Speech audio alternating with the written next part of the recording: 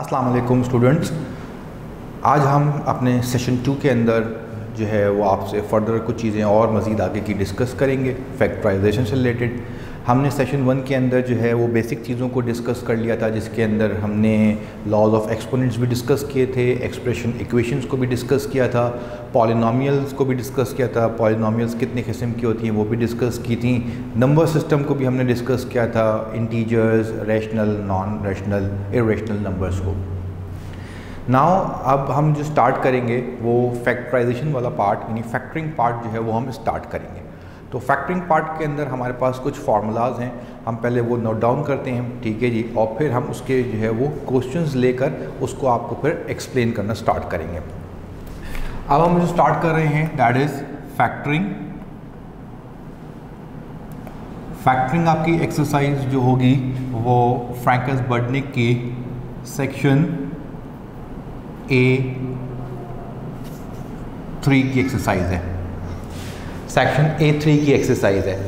And अब हम यहाँ पे देख रहे हैं कि हमारे पास जो फार्मूलाज हमने जिसमें यूज़ करने हैं वो क्या है आपके पास, that is x square a plus b x plus a b that is equals to x plus a into x plus b. Second one जो आपने फ्रिक्वेंटली यूज़ करना है, x square minus a square, जिसे हम difference of square भी कहते हैं, तो एक्स प्लस ए और ये हो जाएगा एक्स माइनस ए। फिर हम जो लेंगे यहाँ पे फॉर्मूला वो सम ऑफ क्यूब का लेंगे, a cube plus b cube, और ये हो जाएगा आपके पास that is a plus b a square minus a b plus b square. और the fourth one is difference of cube यानी a cube minus b cube equals to a minus b a square plus a b plus b square. ये basic 4 formulas हैं जो हमने यहाँ पे जो है वो अभी सॉल्व करने हैं, क्योंकि ये हमने जो है वो आपके लिए रिवीजन का जो है वो सेशन स्टार्ट किया है कि जो हमने स्टार्टिंग में किया हुआ था हम उसको एक रिव्यू दे रहे हैं आपको, और उसके अंदर हम ये फैक्टराइंग के जो है वो पार्ट को देख रहे हैं। इससे ज़्यादा फार्मूले जो है वो हमने जनरल क्लास के अंदर लिखे थे और आपको हमने एक्सप्लेन भी किए हैं और समझाए भी थे। अब हम ये रिव्यू कर रहे हैं तो रिव्यू के अंदर हमने जो है वो फार्मूलाज लिए हैं जो आपके इस सेक्शन A3 के अंदर, section that is the exercise है आपकी सेक्शन A3, उसके अंदर जो कवरिंग होगी आपकी इन फार्मूलाज की बेस पे होगी। इसके अंदर जो फर्स्ट वाला स्टेप आपके पास नज़र आ रहा है ये आपके पास मिडिल टर्म ब्रेकिंग फैक्टर्स हैं, जो आपने बहुत मिडिल टर्म ब्रेकिंग फैक्टर्स तो आपने अपनी 10 क्लास के अंदर और उससे पहले और उसके बाद इंटर में भी अगर आपने थोड़ी बहुत मैथ्स पढ़ी होगी तो उसके अंदर मिडिल टर्म ब्रेक करने के फैक्टर्स जो हैं वो आपने पढ़े होंगे। A square minus b square that is called the difference of squares, और ये भी बहुत a square minus b square का फॉर्मूला है, a plus b a minus b, उसको हमने यहाँ पे एक्स और ए की फॉर्म में लिखा हुआ है, x square minus a square equals to x plus a and x minus a. Third and fourth formula आपके पास क्या है, that is called the sum of cube, यानी 2 क्यूब को अगर प्लस करें a cube plus b cube तो वो बन जाएगा a प्लस बी, इसके फैक्टर्स बनेंगे a प्लस बी और एक ब्रैकेट बनेगा a square minus a b plus b square. और डिफरेंस ऑफ a क्यूब का मतलब a cube minus b cube that is a minus b a square plus a b plus b square. जब हम factoring कर रहे होते हैं तो हमारे पास क्वेश्चन जो है वो इस फॉर्मेट में होता है, और फैक्टरिंग का मतलब क्या है कि वो कन्वर्ट हो जाएगा ब्रैकेट्स की फॉर्म में, ठीक है। फैक्टरिंग के अंदर जो सबसे सिंपल स्टेप होता है वो कॉमन लेने का होता है। अगर हम कॉमन लेते हैं किसी भी एक्सप्रेशन में से तो वो पहला स्टेप होता है फैक्टरिंग का, और उससे क्या होता है जब चीज़ कॉमन निकलती है तो उसके बाद एक ब्रैकेट क्रिएट हो जाता है।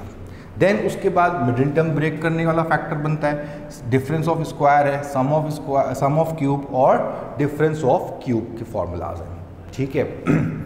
अब हमने यहाँ पे क्या किया, A3 की कुछ एक्सरसाइज के हमने कुछ सवाल सेलेक्ट किए हैं, उन सवालों को हम यहाँ पे सॉल्व करेंगे ताकि आपको जो है वो इन फॉर्मूलाज की एप्लीकेशंस जो हैं वो आपको क्लियर हो जाए। क्वेश्चन नंबर 1 हम यहाँ पे लेते हैं, जो आपका सवाल है यहाँ पे दैट इज़ कंप्लीटली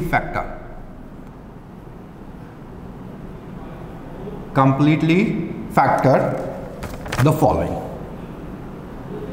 अब हमने यहाँ पे जो है वो क्वेश्चंस यहाँ पे लिए हैं सेक्शन A3 से, ठीक है। फर्स्ट क्वेश्चन हमने लिया that is 9a cube minus 15a square minus 27a। अब हमने इसको क्या करना है, फैक्टर्स में लेके जाना है। फैक्टर्स में लेके आने का मतलब क्या है कि जब हम इसमें से कोई चीज़ कॉमन निकालेंगे या मिडिल टर्म अगर ब्रेक करनी है तो मिडिल टर्म ब्रेक करेंगे तो ये फैक्टर्स यानी ब्रैकेट्स की फॉर्म में इसका आंसर जनरेट होगा। पहला स्टेप फैक्टरिंग का क्या है, हम देखते हैं कि कोई चीज़ कॉमन आ रही है। कॉमन का मतलब क्या है कि वो तीनों टर्म्स के अंदर अवेलेबल होनी चाहिए। तो पहली चीज़ हमने यहाँ पर देखी वो क्या थी आपके पास, 9a cube minus 15a square minus 27a। इन तीनों के अंदर हमारे पास a कॉमन नज़र आ रहा है। जब हम वेरिएबल को कॉमन लेते हैं तो जो मैक्सिमम अवेलेबल पावर आपके पास तीनों में से देख के आती है हम उसको कॉमन ले लेते हैं। तो एक पावर 3 है, एक पावर 2 है और एक पावर 1, यानी यहाँ पे 3a अवेलेबल है, यहाँ पे 2a अवेलेबल है और यहाँ पे 1a अवेलेबल है। तो इसका मतलब है कि अब मैं यहाँ पे a जो कॉमन ले सकता हूँ वो सिर्फ एक टर्म में a कॉमन ले सकता हूँ। कोफिशिएंट्स के अंदर 9, 15 और 27। कोफिशिएंट के अगर कॉमन जब लिया जाता है तो हम उस नंबर को कॉमन लेते हैं कि जो मैक्सिमम पॉसिबल नंबर हो, यानी उसके बाद फिर मज़ीद उसमें से वैल्यू कॉमन ना निकल सकती हो। तो यहाँ हमने देखा कि इन तीनों के अंदर जो कॉमन वैल्यू आ रही है वो क्या है, दैट इज़ 3, और जो वेरिएबल में जो कॉमन आ रहा है वो क्या है, a। इसके अंदर इस स्टेप के अंदर हम ये बताएंगे आपको कि बेसिक कॉमन का पर्पस क्या होता है। कॉमन लेने का मतलब क्या होता है, जो चीज़ कॉमन ली जाती है वो इंडिविजुअल हर टर्म से डिवाइड हो जाएगी। 9a cube divided by 3a minus 15a square divided by 3a minus 27a divided by 3a। तो अब यहाँ आपके पास क्या हो गया, ये जो स्टेप है ये मैंने आपको इसका बैक एंड पे जो ऑपरेशन होता है कि जब हम कॉमन लेते हैं तो कॉमन लेने का पर्पस क्या होता है कि जब हम किसी चीज़ को कॉमन लेते हैं तो हम क्या करते हैं, हर इंडिविजुअल टर्म से उस कॉमन टर्म को डिवाइड करते हैं। तो आप इतने फ्रीक्वेंटली ये काम कर रहे होते हैं तो आपको ये स्टेप शो करने की ज़रूरत हर जगह नहीं होगी। ये हम यहाँ पर एक्सप्लेन करने के लिए आपको बता रहे हैं। तो जब हमने इसको फर्दर सॉल्व किया तो क्या हो जाएगा आपके पास, दैट विल बिकम 3 और 3 9 कैंसिल, 3 3 9। नीचे आपके पास a है और ऊपर a क्यूब है, यानी नीचे आपके पास a की पावर 1 है और ऊपर a की पावर 3, यानी ऊपर 3a है और नीचे 1a है। तो इसका मतलब क्या हो जाएगा, ये नीचे वाला 1a पावर 3 से कैंसिल होगा तो 3 - 1 पावर बच जाएगी आपके पास 2। देन उसके बाद आगे आते हैं हम, तो 3 और 15 कैंसिल होगा, बचेगा 5, 3 5 से 15, और a स्क्वायर से कैंसिल होगा तो ऊपर 2a थे नीचे 1a था, तो अल्टीमेटली सॉल्व होने के बाद बच जाएगा आपके पास 1a। थर्ड टर्म आपके पास क्या हो जाएगी, दैट इज -3 और 27 को 3 से जब हमने डिवाइड किया तो आ गया 9, और a ऊपर भी 1 पावर 1 है नीचे भी पावर 1 है, तो इसका मतलब है ये एक कैंसिल हो जाएगा। तो हमारे पास बेसिक स्टेप के अंदर इसका आंसर क्या बन जाएगा, बेसिक स्टेप में इसका आंसर बन जाएगा 3a कॉमन लेने के बाद 3a स्क्वायर -5a -9। अच्छा, अब इसके बाद हम दूसरे सवाल पे जाते हैं जिसके अंदर ये तो बेसिक हो गया आपका कि आपका फर्स्ट जो आपका टर्म है फैक्टरिंग का वो क्या है, कॉमन लेना। तो हमने कॉमन लेने का तरीक़ाकार देख लिया। मैं आपको यहाँ पे फिर रिपीट कर देता हूँ कि जो कॉमन लेने का प्रोसीजर है जो होता है एक्चुअली आपको शो नहीं कराया जाता, वो पीछे बैक एंड पे ये काम हो रहा होता है। क्योंकि कॉमन लेने का काम इतना इजी होता है तो इसलिए ये काम जो है वो आपको शो कराने की ज़रूरत नॉर्मल आंसर्स के अंदर नहीं है। आप जब नॉर्मल आंसर करेंगे तो आप जो चीज़ कॉमन ले रहे हैं उसको कॉमन लेंगे और जो चीज़ बच जाएगी उसको आप डायरेक्टली क्या करेंगे, आपके अपने ब्रैकेट्स के अंदर शो की जाएगी। अब हम मूव ऑन करते हैं सेकंड क्वेश्चन पे। सेकंड क्वेश्चन हमने लिया that is 9x square plus 12x plus 4। अब हम यहाँ जा रहे हैं किस पे, अब हम यहाँ मूव कर रहे हैं अपने मिडिल टर्म ब्रेकिंग फैक्टर की तरफ। मिडिल टर्म ब्रेकिंग फैक्टर करने के लिए उसका प्रोसीजर समझना पड़ेगा। मिडिल टर्म ब्रेक करने के लिए हमें क्या करना पड़ता है, हमें फर्स्ट टर्म और लास्ट टर्म के कोफिशिएंट को मल्टीप्लाई कराना पड़ेगा। तो फर्स्ट टर्म का कोफिशिएंट 9, लास्ट टर्म का कोफिशिएंट आपके पास क्या आ जाएगा 4। तो ये दोनों मल्टीप्लाई होने के बाद आंसर देंगे कितना 36। मिडिल टर्म ब्रेक करने का मतलब क्या है? मिडिल टर्म ब्रेक करने का मतलब क्या है कि ये जो इनकी प्रोडक्ट है, फर्स्ट टर्म और लास्ट टर्म की जो प्रोडक्ट है, इसके मुझे फैक्टर्स बनाने हैं और देखना है कि कौन सा फैक्टर जो है वो मिडिल टर्म के अंदर एडजस्ट हो जाएगा। यानी वो जो फैक्टर्स आपके 36 के हम फैक्टर्स डेवलप करेंगे, वो कौन सा बेस्ट सुटेबल फैक्टर है जो कि आपके पास ऐड या सब्ट्रैक्ट होने के बाद क्या करे, आपको मिडिल टर्म को अरेंज कर दे। यानी अगर मैं 36 के फैक्टर्स बनाऊंगा तो क्या बन जाएगा 1 multiply by 36, 2 multiply bye 18, 3 multiply bye 12, 4 multiply by 9 and 6 multiply by 6। ये पॉसिबल फैक्टर्स हैं 36 के। इसके बाद जो फैक्टर्स होंगे वो 9 की टेबल से, 12 की टेबल से, 18 की टेबल से आएगा। तो यही फैक्टर्स होंगे कि जो पलट के लिखे जाएंगे, यानी 9 अब 4 और 12 इंटू 3 और 18 इंटू 2। तो हमें इसको दोबारा लिखने की ज़रूरत नहीं है। अब इसके अंदर से हमारे पास क्या होगा, कोई एक फैक्टर ऐसा है कि जिनको हम ऐड या सब्ट्रैक्ट करेंगे अगर, तो हमारे पास मिडिल टर्म की वैल्यू जनरेट होगी।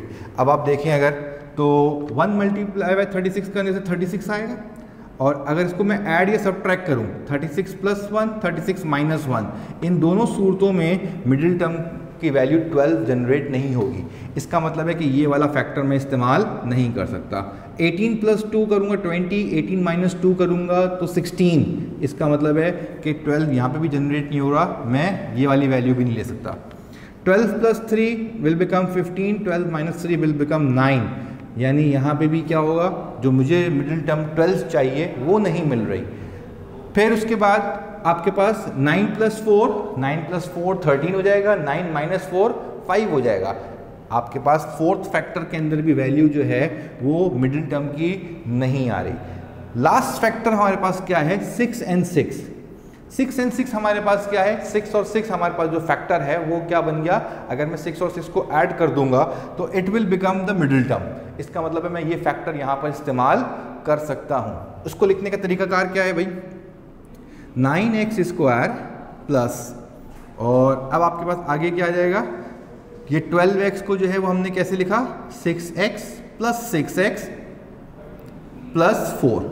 अब आप देख रहे हैं कि जब 12x को मैंने क्या कर दिया, ब्रेक करके लिखा ब्रैकेट के अंदर, बाकी उससे पहले वाली टर्म को एज इट इज लिखा है 9x स्क्वायर प्लस ऐसे ही लिखा हुआ है, और 12x के बाद जो प्लस 4 था वो एज इट इज लिखा हुआ है। सिर्फ 12x की जगह मैंने क्या कर दिया, ब्रैकेट में उसके फैक्टर की वैल्यू को ऐड करके शो किया। अब क्या हो जाएगा, जब ये ब्रैकेट ओपन करते हैं हम तो ये हो जाएगा 9x square plus 6x and plus 4। अब ये टर्म आपके पास क्या हो गई, 3 टर्म्स का सवाल था, जब हमने मिडिल टर्म ब्रेक करी तो इट विल बिकम 4 टर्म्स। जब ये 4 टर्म्स आपके पास आएंगी यहाँ पर, तो इसको मजीद सॉल्व करने के लिए हम क्या करते हैं 2 करके कॉमन लेते हैं। जब हम 2 करके कॉमन लेंगे तो फर्स्ट 2 टर्म्स में से कॉमन क्या आ रहा है आपके पास, 9 और 6 में से कॉमन आएगा 3, ठीक है जी, और उसके साथ साथ आपके पास x स्क्वायर और x में से कॉमन आएगा x। अब बचेगा क्या, जब 9 में से 3 कॉमन निकलेगा तो बच जाएगा 3, ठीक है जी। यहाँ पे 2x थे, x स्क्वायर, तो x एक कॉमन निकल गया तो एक x बच जाएगा। देन उसके बाद आपके पास 6 में से जब 3 कॉमन निकलेगा तो बच जाएगा 2, और एक x था वही कॉमन निकाल लिया तो मेरे पास ब्रैकेट बच जाएगा ये 3x plus 2। Clear, got it. Then उसके बाद फिर आपके पास क्या है, ये जो प्लस का साइन है ये एज इट इज आ जाएगा यहाँ पे, ठीक है जी। 6x प्लस 4, अब ये 2 टर्म्स आ गई हमारे पास, ये जो 6x प्लस 4 2 टर्म्स आई हैं। अब इसमें से हमने कॉमन देखा तो हमारे पास कॉमन आ रहा है 2, क्योंकि एक वेरिएबल की टर्म है, 6x में वेरिएबल है और 4 में वेरिएबल नहीं है। तो इसका मतलब क्या हो गया, यहाँ आपके पास इन दोनों टर्म्स में से सिर्फ कोफिशिएंट जो हैं यानी नंबर्स में से कॉमन निकलेगा। जब नंबर में से कॉमन निकाला तो 6 में से जब 2 कॉमन निकल गया तो बच गया 3x, ठीक है जी, प्लस, और जब 4 में से 2 कॉमन निकाला तो बच गया 2। ये बन गया आपका दूसरा ब्रैकेट। जब भी मिडिल टर्म ब्रेक करेंगे तो आपने एक चीज़ को याद रखना है कि इस स्टेप के अंदर ये जो 2 ब्रैकेट्स क्रिएट होंगे वो हमेशा सेम होंगे।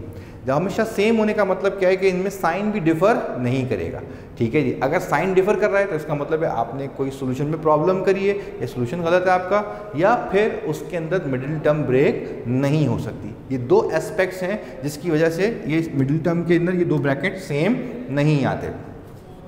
इसके बाद फर्दर हम जब इसको मज़ीद सॉल्व करेंगे तो ये जो आपके पास दो टर्म्स बन गई हैं, इन दोनों टर्म्स में ये दोनों ब्रैकेट सेम आ रहे हैं, तो हमने ये ब्रैकेट कॉमन ले लिया, दैट विल बिकम 3x + 2, ठीक है जी। जब 3x + 2 कॉमन लिया तो फिर यहाँ से बचेगा आपके पास 3x, और यहाँ से 3x + 2 कॉमन लिया तो यहाँ से बच जाएगा +2। तो यहाँ आपके पास ये जो टर्म थी मिडिल टर्म ब्रेक होने के बाद आंसर जनरेट करेगी 3x + 2 and 3x + 2। Clear, got it. यह आपने क्या किया, मिडिल टर्म ब्रेक करने के लिए फर्स्ट टर्म और लास्ट टर्म के अंदर जो नंबर्स हैं उन दोनों को मल्टीप्लाई किया, वो जो आया मल्टीप्लाई करने के बाद 36 था। अब हमने क्या करना है, फर्स्ट टर्म और लास्ट टर्म की प्रोडक्ट के फैक्टर्स बनाने। तो फैक्टर्स हमारे पास क्या बने, 136, 2 × 18, 3 × 12, 4 × 9 एंड 6 × 6। ये जो 5 फैक्टर्स हैं, ये कोई एक फैक्टर फिक्स हो जाएगा ऐड या सब्ट्रैक्ट करने से मिडिल टर्म में जाके। तो यहाँ हमने देखा फर्स्ट 4 जो थे वो सेटल नहीं हो रहे थे, ठीक है जी। जो लास्ट फैक्टर था वो जाके एडजस्ट हुआ, इनको हमने ऐड करा तो हमारा मिडिल टर्म की वैल्यू के बराबर आ गया। तो यहाँ हमने क्या किया, उसको रिप्लेस किया, 12x को क्या कर दिया, ब्रेक करके लिखा उस फैक्टर की फॉर्म में, और फिर उसको मज़ीद ओपन करके फर्दर सॉल्व किया। तो ये कहलाती है आपकी मिडिल टर्म ब्रेकिंग फैक्टर्स की फैक्टराइजेशन, ठीक है। अच्छा, अब हमने यहाँ पे क्या कर लिया, मिडिल टर्म ब्रेकिंग फैक्टर्स भी हो गए आपके पास, ठीक है जी, और कॉमन वाला भी आपने देख लिया। अब हम मूव कर रहे हैं किसकी तरफ, अब हम मूव कर रहे हैं किसकी तरफ, अब हम मूव कर रहे हैं आपके पास डिफरेंस ऑफ स्क्वायर की तरफ। डिफरेंस ऑफ स्क्वायर के लिए हमने फॉर्मूला सवाल लिया x⁴ - 81, x⁴ - 81। अब जब हमने इसको सॉल्व करना स्टार्ट किया तो यहाँ पे जो हमारी फैक्टरिंग थी वो हमारी फैक्टरिंग यहाँ पे कैसे आई, यहाँ हमारी फैक्टरिंग कैसे आ रही है कि x⁴ का मतलब क्या है, x⁴ 2, ठीक है जी, -81 is a perfect square of 9। ये जो हमारे पास सवाल था, ठीक है, जिसके अंदर हमने डिफरेंस ऑफ स्क्वायर लिया था, उसके अंदर दोनों टर्म्स का स्क्वायर होना ज़रूरी है। तो x⁴ भी परफेक्ट स्क्वायर है और 81 भी हमारे पास क्या है, परफेक्ट स्क्वायर है। तो हमने क्या किया, इसको परफेक्ट स्क्वायर की फॉर्म में जो है वो लिखा, तो ये हमारा फॉर्मूला बन जाएगा, ठीक है जी। यानी x² - a² = x + a and x - a। तो जब मैं इसको फॉर्मूले की फॉर्म में लिखूंगा तो क्या हो जाएगा, जब मैं इसको फॉर्मूले की फॉर्म में लिख रहा हूँ तो ये बन जाएगा आपके पास x² + 9 और x² - 9। ये हो गया हमारा डिफरेंस ऑफ स्क्वायर का फॉर्मूला। अब जब डिफरेंस ऑफ स्क्वायर को हमने सॉल्व किया तो उस फॉर्मूले के अंदर दो स्क्वायर की टर्म्स हैं, दो स्क्वायर की टर्म्स के अंदर हमारे पास क्या आ रहा है, बीच में माइनस आ रहा है।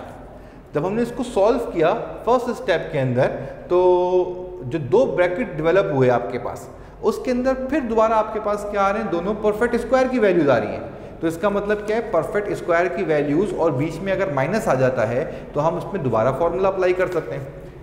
फर्स्ट ब्रैकेट के अंदर तो परफेक्ट स्क्वायर की वैल्यूज हैं, मगर उसके अंदर आपके पास क्या है, मगर उसके अंदर बीच में प्लस का साइन आ रहा है।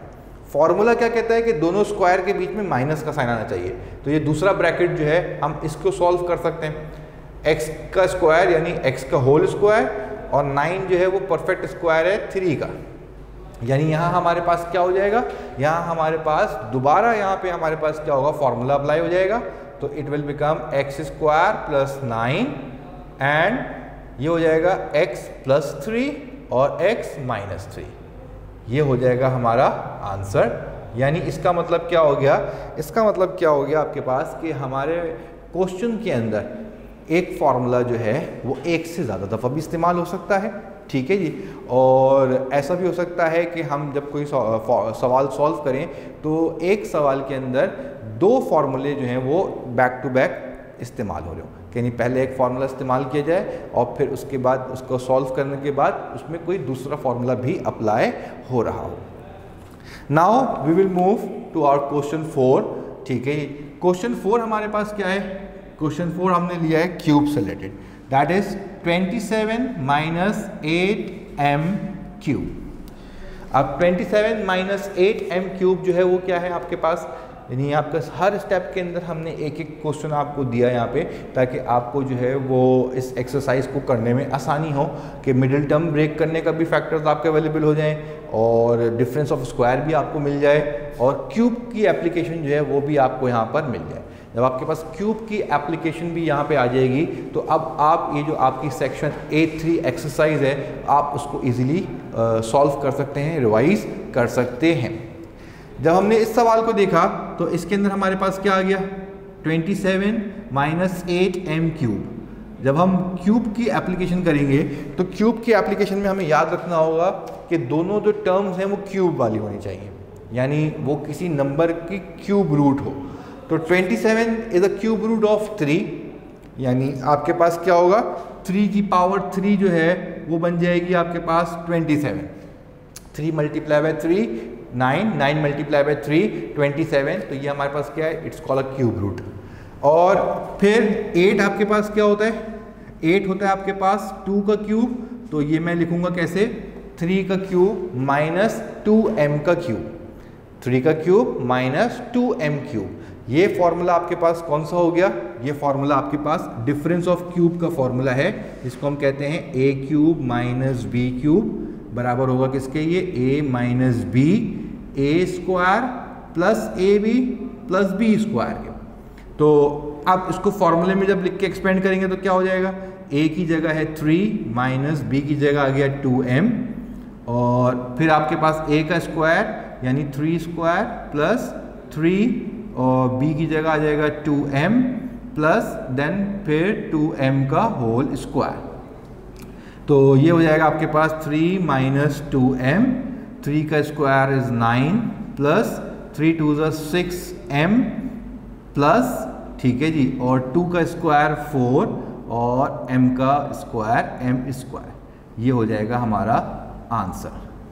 तो अब हमने क्या कर दिया, हमने यहाँ पर जो है वो सेक्शन 8.3 फैक्टरिंग के अंदर जो है वो हमने डिस्कस किए फार्मूलाज को, ठीक है जी, जो आपके एल्जेब्रिक फार्मूलाज हैं। एल्जेब्रिक फार्मूलाज के अंदर हमने जो है वो मिडिल टर्म ब्रेकिंग फैक्टर को डिस्कस कर लिया, हमने जो है वो डिफरेंस ऑफ क्यूब को डिस्कस कर लिया और सम ऑफ क्यूब को डिस्कस किया और डिफरेंस ऑफ स्क्वायर को डिस्कस किया, और इन सब के से रिलेटेड हमने 4 एक क्वेश्चंस यहाँ पे सॉल्व किए कि जिससे आपको जो है इनकी एप्लीकेशन या इनका सोल्यूशन जो है वो क्लियर हो जाए। तो आप एक्सरसाइज सेक्शन A3 आप जो है वो कर सकते हैं इजीली।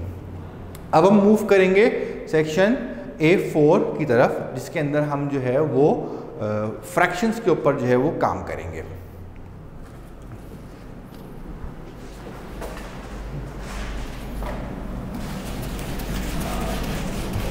अच्छा, अभी जो हमने करा वो था फैक्टरिंग का पार्ट, जिसके अंदर हमने जो है वो फॉर्मूले की एप्लीकेशंस करी थी, ठीक है। अब हम जो है वो सेक्शन A4 की तरफ इसी में मूव कर रहे हैं, जो इससे रिलेटेड आगे फ्रैक्शन से रिलेटेड है। यानी अब हम जो पार्ट करेंगे वो हमारे पास है दैट इज़ फ्रैक्शंस। फ्रैक्शंस आप जो है वो काफ़ी टाइम से सॉल्व करते हुए आते हैं, ठीक है जी, 9 मैट्रिक के अंदर, बल्कि उससे पहले भी, और ये बेसिक कैलकुलेशंस जो होती हैं वो उससे रिलेटेड सवाल है। और ये आपके पास जो है that is section A4, it will cover your exercise section A4। Fractions के अंदर कुछ रूल्स हैं, ठीक है जी। तो फर्स्ट रूल आपके पास क्या कहता है, फर्स्ट रूल आपके पास जो कहता है वो कहता है कॉमन डिनोमिनेटर का। कॉमन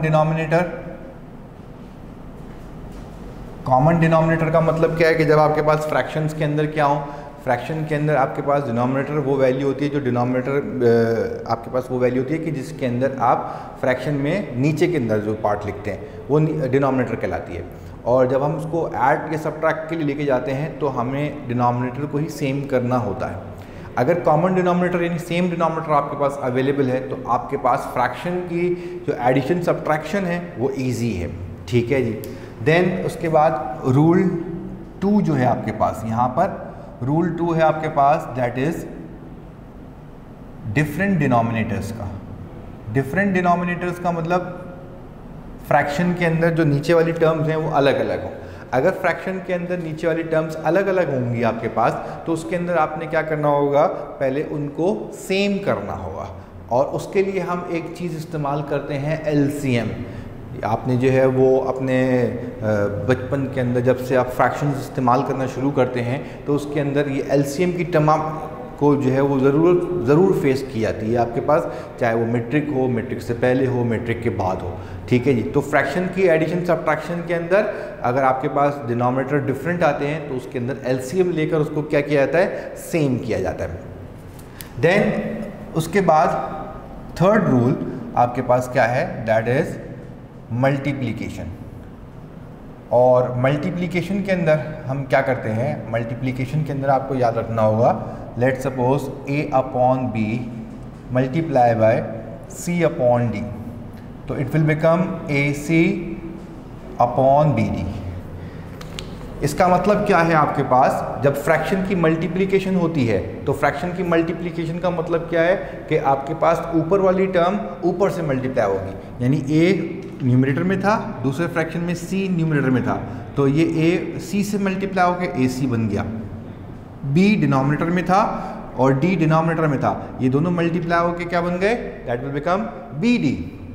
तो इसका मतलब क्या हो गया कि ये क्रॉस में आपस में मल्टीप्लाई करके नहीं लिखे जाते, ऊपर वाली टर्म ऊपर से मल्टीप्लाई करके लिखी जाएगी, नीचे वाली टर्म से मल्टीप्लाई करके लिखी जाएगी। तो इसका मतलब क्या हो गया, a को मैंने कहीं d से मल्टीप्लाई करके नहीं शो कराया, b को c से मल्टीप्लाई नहीं किया, a को c से मल्टीप्लाई किया और b को d से मल्टीप्लाई किया। ऊपर वाली टर्म से मल्टीप्लाई होगी, नीचे वाली टर्म जो है वो नीचे वाली टर्म से मल्टीप्लाई होगी। ये आपके पास बेसिक रूल हैं फ्रैक्शंस को सॉल्व करने के। कॉमन डिनोमिनेटर है तो आपके पास एडिशन सब्ट्रैक्शन आसान है, अगर डिफरेंट डिनोमिनेटर है तो आपने क्या करना होगा, उसको कॉमन करना होगा थ्रू एलसीएम। और जहाँ मल्टीप्लिकेशन इन्वॉल्व होगी तो मल्टीप्लिकेशन के लिए आपके पास क्या होगा, ऊपर वाली टर्म से मल्टीप्लाई होगी और नीचे वाली टर्म से मल्टीप्लाई की जाएगी। अब हम क्या करते हैं, क्योंकि हमने जो लास्ट टॉपिक अभी हमने पढ़ा है, ठीक है, जिससे हमने अपना सेशन स्टार्ट किया था वो फैक्टरिंग का था, और ये अब फ्रैक्शंस जो हैं वो फैक्टराइजेशन के साथ मर्ज होकर यहाँ पर आपको जो है वो हम कराएंगे। तो अब हम इसकी एक्सरसाइज करते हैं, ठीक है जी। और इसको हम लिखते हैं यहाँ पे, परफॉर्म द इंडिकेटेड ऑपरेशंस। ठीक है जी, परफॉर्म द इंडिकेटेड ऑपरेशंस। और इसके अंदर हमारे पास जो है वो हमने फर्स्ट क्वेश्चन आपके लिए लिया, दैट इज़ 1/3 माइनस 5/8 प्लस 5/12। क्योंकि सेम डिनोमिनेटर का मतलब तो आसान है, सेम डिनोमिनेटर के अंदर तो कोई इतनी मेहनत वाला काम करना ही नहीं है आपको। जहाँ आपके पास डिनोमिनेटर डिफरेंट हैं तो उसको सेम करने के लिए आपको एलसीएम लेना है। तो हम यहाँ पे क्या करेंगे, एलसीएम क्रिएट करेंगे इसका। तो एलसीएम कैसे लिया जाता है भाई, ये आपने बचपन में किया होगा, 3, 8 एंड 12 का आपने एलसीएम लेना है और इसके मल्टीपल्स ले लेते हैं। पहले अगर हम 2 से डिवाइड करेंगे तो 3 एज इट इज़ रहेगा, 2 4 8, 2 6 12। देन अगेन फिर हम 2 से सॉल्व करेंगे तो ये 3 एज इट इज़ रहेगा, 2 2 4, 2 3 6। देन उसके बाद फिर हम इसको 2 से सॉल्व करेंगे तो ये 3 एज इट इज़ रहेगा, 2 1 2 और ये 3 एज इट इज़ रहेगा। और फिर हम जब 3 से इसको लेंगे तो ये 3 1 और यानी हमारे पास जो एलसीएम की वैल्यू आ जाएगी वो क्या बन जाएगी, 2 multiply bye 2 multiply bye 2 multiply by 3। तो ये हो जाएगा 2 2 4, 4 2 8 एंड 8 3 24। अब हमारे पास इन सब का कॉमन डिनोमिनेटर क्या आ गया है, इन सब का कॉमन डिनोमिनेटर आ गया है 24। तो जब मैं इसको सॉल्व करूँगा तो इसको सॉल्व करने के लिए अब मुझे क्या करना है, मैंने इन सब का कॉमन डिनोमिनेटर ले लिया, दैट इज़ 24। अब देखिए आपके पास ये 24, जब आपने बचपन में पढ़ा होगा तो आपको बताया जाता है कि 24 3 के टेबल में कहाँ आता है, सही है जी। तो उसको सॉल्व करने का आसान तरीका क्या है, 24 को 3 से डिवाइड कर दें।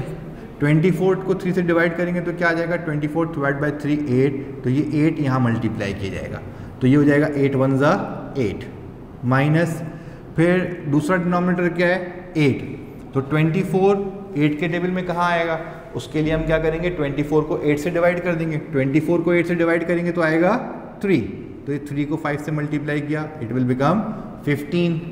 फिर प्लस 24 एलसीएम, डिनोमिनेटर 12, 24 12 के टेबल में कहाँ आएगा, तो 24 को 12 से डिवाइड कर दें आप तो बच जाएगा 2, ये हो जाएगा 2 multiply bye 5, it will become 10।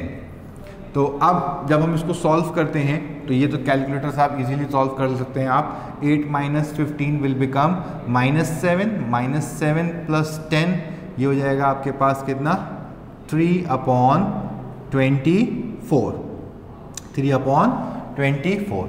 8 minus 15 plus 10, तो आपके पास ये वैल्यू कितनी आ गई, ये वैल्यू आ गई आपके पास 3/24। 3/24 मज़ीद सिंप्लीफाई हो सकता है, 3 1 ज़ा 3, 8 ज़ा 24, तो आपके पास जो आंसर आएगा वो क्या आ जाएगा, 1/8। ठीक है जी। अब यहाँ आपके पास क्या होता, अगर आपके पास डिनोमिनेटर में वैल्यू 3, 8 और 12 ये जो अलग अलग हैं, डिफरेंट डिनोमिनेटर्स हैं, अगर ये वैल्यू सिंपल होती तो मेरा डायरेक्ट ये स्टेप बन जाता।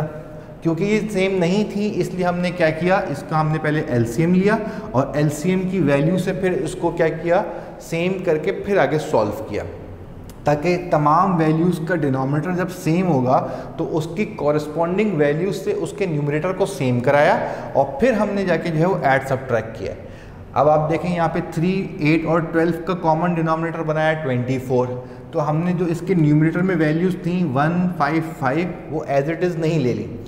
जिन जिन नंबर से मल्टीपल बनकर ये 24 तक पहुँचेगा उन मल्टीपल से इनके न्यूमरेटर्स को मल्टीप्लाई कराया। ये 3 8 ज़ा 24 होगा तो 8 1 ज़ा 8, न्यूमरेटर बढ़ गया। 8 3 ज़ा 24 तो 3 5 ज़ा 15, ये 5 से चेंज होके 15 हो गया। 12 2 ज़ा 24 तो ये 2 5 से मल्टीप्लाई होके 5 चेंज होके क्या आ गया, 10 आ गया। तो इसका अल्टीमेट प्लस माइनस करने के बाद आंसर 3/24 आया और 3/24 भी कैंसिल हो जाएगा। 3 ऊपर है, 24 नीचे, जब ये कैंसिल होगा तो ऊपर 1 और नीचे 8 बच रहा है, तो इसको हम 1/8 की फॉर्म में लिखेंगे। आप इसको मिस्टेक करके 8/1 नहीं कर सकते। ठीक है, अच्छा उसके बाद हम जो है वो मूव करते हैं किसकी तरफ, हम मूव करते हैं अलजेब्रिक एलसीएम की तरफ। अगर हमारे पास सवाल आ जाए that is 5x over x² - 4 plus x/(x-2), number वाले एलसीएम तो आपने सॉल्व भी किए हुए होंगे। ठीक है जी, जनरली ये वाले एलसीएम जो हैं वो भी आपने सॉल्व किए होंगे अपने प्रीवियस क्लासेस के अंदर, बट क्योंकि ये कोर्स में आप क्या करते हैं, फर्स्ट रिवीजन लेते हैं तमाम चीज़ों का, ताकि जब आप आगे बढ़ के सवाल सॉल्व करें तो आपको प्रॉब्लम ना हो। जब हम फ्रैक्शंस में वेरिएबल का एलसीएम लेंगे, देख रहे हैं आप कि कॉमन डिनोमिनेटर तो यहाँ पे भी शो नहीं हो रहा, एक वैल्यू यहाँ पे x² - 4 है और एक x - 2 है। तो जब आपके पास कॉमन डिनोमिनेटर नहीं है तो इसका मतलब डायरेक्टली ऐड सब्ट्रैक्ट तो नहीं कर सकते, पहले इनका हमें एलसीएम लेना पड़ेगा। अलजेब्रिक एलसीएम के लिए अगर कोई चीज़ सिंप्लीफाई होगी तो पहले हमें उसको सिंप्लीफाई करना होगा, यानी ये आपके पास क्या हो जाएगा, x² - 4 x² - 2 का स्क्वायर, a² - b² का फॉर्मूला यहाँ पे अप्लाई हो रहा है। आगे वाले फैक्टर को हमने अभी चेंज नहीं किया, आगे वाले फैक्टर को एज इट इज़ रखा है। तो यहाँ आपके पास जब a² - b² अप्लाई होगा तो it will become a + b और a - b, और दूसरा फ्रैक्शन जो है वो अभी हमारे पास एज इट इज़ है, अभी हमने इसको सॉल्व नहीं किया। अब हम इसको जब कंटिन्यू करेंगे यहाँ पर, जब हम इसको यहाँ पे आगे कंटिन्यू करेंगे तो अलजेब्रिक एलसीएम में हमें समझना है क्या, अलजेब्रिक एलसीएम लेने का तरीक़ाकार क्या होता है कि जो डिनोमिनेटर में वैल्यूज़ हैं उनको हमने मर्ज करके लिखना होता है। बट हम क्या करते हैं, हम मर्ज करने में, हम मर्ज करके जब लिखते हैं उसको तो जो चीज़ कॉमन होती है उसको हम रिपीट नहीं करते। तो अब जब हम इसको कैरी ऑन करते हैं यहाँ पे, तो कैरी ऑन करने में क्या आ जाएगा आपके पास, अभी हमने आपको बताया कि जब हम अलजेब्रिक एलसीएम लेते हैं तो हम सब कुछ मिलाकर लिख देते हैं, बस जो चीज़ कॉमन होती है उसको रिपीट नहीं किया जाता। तो x + 2 आएगा, x - 2 आएगा। अब आप देखें x माइनस टू इधर भी है, x माइनस टू इधर भी है, जब ये रिपीट हो गया तो इट मीन्स कि अब यहाँ पे आपके पास क्या होगा, अब यहाँ आपके पास जो है वो हम इसको 2 दफ़ा नहीं लिखेंगे, हम इसको 1 दफ़ा लिखेंगे। अब देखते हैं जो हमारा एलसीएम आया है x प्लस टू और x माइनस टू, ये फर्स्ट फ्रैक्शन के अंदर पूरा मौजूद है। इसका मतलब क्या होगा कि इसका न्यूमरेटर जो है वो अनचेंज होकर एज इट इज़ आ जाएगा, इसके अंदर कोई तब्दीली नहीं आएगी। अच्छा, और फिर जब हम देखते हैं दूसरा डिनोमिनेटर को, तो दूसरा डिनोमिनेटर में क्या आ रहा है आपके पास, एलसीएम x प्लस टू और x माइनस टू था, डिनोमिनेटर में आ रहा है यहाँ पे x माइनस टू। तो इसका मतलब क्या हो जाएगा, अगर मैं इसको डिवाइड करूँगा, let's suppose x plus two और x माइनस टू, जब मैं इसको डिवाइड करूँगा किससे, x माइनस टू के साथ, तो क्या हो जाएगा, x माइनस टू कैंसिल और बच जाएगा x प्लस टू। ये जो x प्लस टू बचेगा इसको इस न्यूमरेटर से मल्टीप्लाई करना है, x into x plus two. अब इसको समझने के लिए आपको क्या करना पड़ेगा, लास्ट क्वेश्चन को समझना पड़ेगा। लास्ट क्वेश्चन में हमने क्या किया था, जैसे हमने कहा था ना 24 को आप देखेंगे 3 के टेबल में कहाँ आता है, ठीक है। तो फिर हमने इसका दूसरा तरीका क्या निकाला था, 24 को 3 से डिवाइड कर देंगे, 24 को 3 से डिवाइड करेंगे तो हमें आंसर मिल गया था 8। इसी तरीके से अब यहाँ एलसीएम क्या है, x plus to x minus two, और जो डिनोमिनेटर में वैल्यू है वो क्या है, x माइनस टू है। तो अब मैंने क्या किया, एलसीएम को इस डिनोमिनेटर से डिवाइड कराया, जो आंसर आया फिर उसको मैंने उसके न्यूमरेटर से मल्टीप्लाई करना है। तो अब मेरे पास जो रिजल्ट आएगा वो क्या होगा, that is 5x plus x into x, x square plus x into two, ये हो जाएगा 2x whole divided by x plus two और x माइनस टू। अगर मैं इसको अरेंज करके लिखूं तो अरेंज करने में क्या हो जाएगा, x स्क्वायर की टर्म पहले आएगी, 5x और 2x। लास्ट सेशन में हमने डिस्कस करा था कि जब वेरिएबल सेम होते हैं, ठीक है जी, सेम पावर होती है तो वो प्लस हो सकते हैं। तो यहाँ पे पावर 1, तो 5 प्लस 2 विल बिकम 7x, ठीक है जी, होल डिवाइडेड बाय ये हो जाएगा x plus to and x minus to. ये हो जाएगा हमारा answer. This is called your algebraic LCM. Algebraic LCM का मतलब क्या होगा आपके पास, कि आपके पास जो है वो नंबर की फॉर्म में आपके पास वैल्यू नहीं होगी डिनोमिनेटर के अंदर। जैसे फर्स्ट क्वेश्चन में नंबर की फॉर्म में थी 3, 8 एंड 12। अब यहाँ आपके पास सेकंड में क्या था, एक्स स्क्वायर माइनस 4 और x माइनस टू। इस मीन्स कि यहाँ आपके पास जो है वो नंबर से हट के वेरिएबल्स के अंदर आपके पास क्या हो गई है, वेरिएबल्स के अंदर हमारे पास जो है वो वैल्यूज़ आ गई हैं, जिससे हम जो है वो सॉल्व करने के लिए एलसीएम जब लेंगे तो हमें ये देखना होगा कि कहीं उसके अंदर कोई फैक्टराइजेशन पहले तो नहीं हो रही। जैसे मैंने यहाँ पे फैक्टराइज किया इसको, पहले a square minus b square solve किया और उसके बाद हमने इसका क्या किया, एलसीएम लिया। एलसीएम लेने का तरीकाकार क्या है, एलसीएम का तरीकाकार ये है कि हम सब डिनोमिनेटर की वैल्यूज़ को मिलाकर लिखेंगे, मगर जो चीज़ कॉमन है उसको रिपीट नहीं किया जाएगा। क्लियर। अब हम मूव कर रहे हैं अपने क्वेश्चन नंबर 3 की तरफ।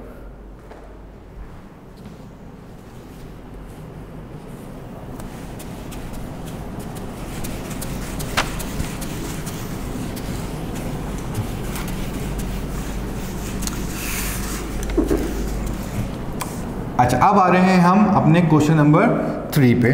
क्वेश्चन नंबर 3 हमने लिया मल्टीप्लिकेशन से रिलेटेड AB अपॉन C, ठीक है, और दूसरा ब्रैकेट हमने ले लिया यहाँ पे, that is C square upon 3A square B, ठीक है जी, अपॉन 1 अपॉन ABC। अगर हम इसको सॉल्व करते हैं तो ये सिंपल मल्टीप्लिकेशन का सवाल है, और सिंपल मल्टीप्लिकेशन के अंदर हमने क्या कहा था आपको कि न्यूमरेटर की वैल्यूज़ न्यूमरेटर से मल्टीप्लाई होकर लिखी जाएंगी, डिनोमिनेटर की वैल्यूज़ डिनोमिनेटर से मल्टीप्लाई होकर लिखी जाएंगी। तो a b न्यूमरेटर में है, c स्क्वायर न्यूमरेटर में है और 1 न्यूमरेटर में है। तो ये a b मल्टीप्लाई होगा, c स्क्वायर मल्टीप्लाई होगा, और 1 से जब ये वैल्यूज़ मल्टीप्लाई होंगी तो ये एज इट इज़ रहेंगी, इनमें कोई फ़र्क नहीं पड़ेगा, ठीक है जी। नीचे आपके पास नंबर की फॉर्म में सिर्फ क्या है, 3 है, तो 3 एज इट इज़ रहेगा, ठीक है जी। a स्क्वायर और a बेस सेम है, नीचे मल्टीप्लाई होगा तो क्या हो जाएगा, पावर 3 बन जाएगी।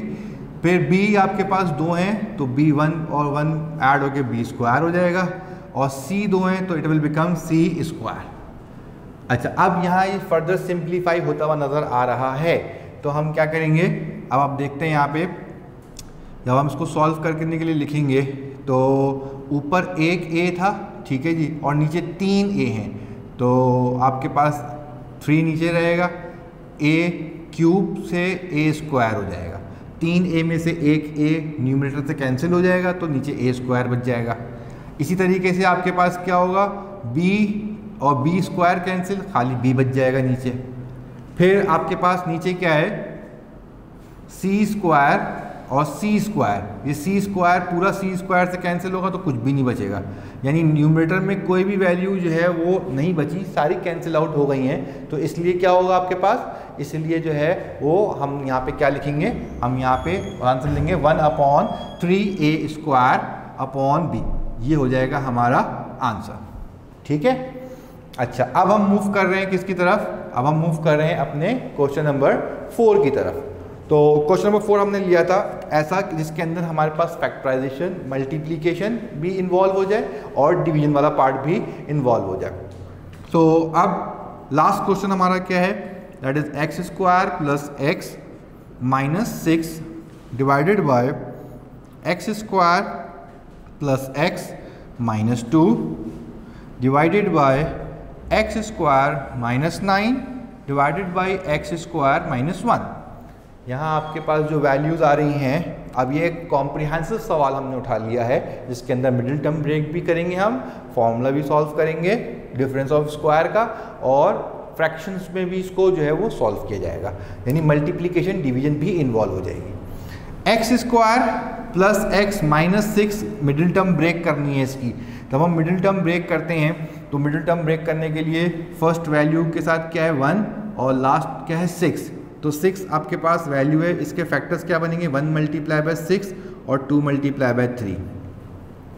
तो मिडिल टर्म ब्रेक करने के लिए 6 + 1 6 - 1, इन दोनों से बीच का वैल्यू नहीं आ रही।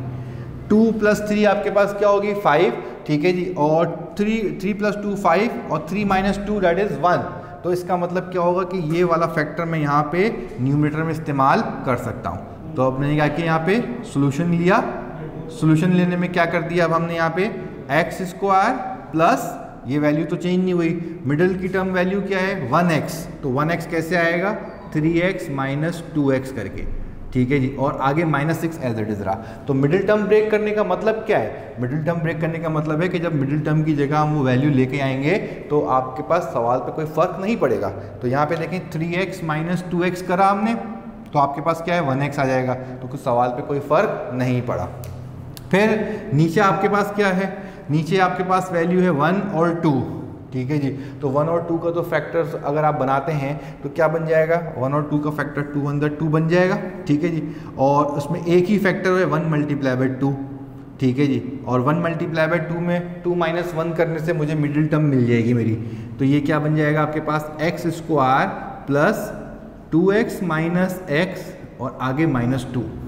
देख रहे हैं आप, फर्स्ट टर्म और लास्ट टर्म जो है वो अपनी जगह पे वैसी है, ठीक है जी। तो मिडिल टर्म आपके पास क्या हुई, जो मिडिल टर्म आपके पास आ रही है वो थी 1x, तो 2x - x करूँगा तो क्या होगा 2 - 1 विल बिकम 1। ये डिवाइड का साइन जब मल्टीप्लाई में चेंज होगा तो आगे वाली टर्म क्या हो जाएगी, वो रेसिप्रोकल हो जाती है, वो बन जाएगी x स्क्वायर -1 और x स्क्वायर -9। ओके, अगर मैं इसको फर्दर सॉल्व करूँ तो ये हो जाएगा x square plus 3x - 2x - 6 whole divided by, ठीक है जी, x square plus 2x - x - 2 multiply by x square -1, इस पे अप्लाई हो जाएगा formula a square - b square का, ठीक है जी, x स्क्वायर -9 इसके ऊपर फॉर्मूला अप्लाई हो जाएगा x स्क्वायर -3 का स्क्वायर।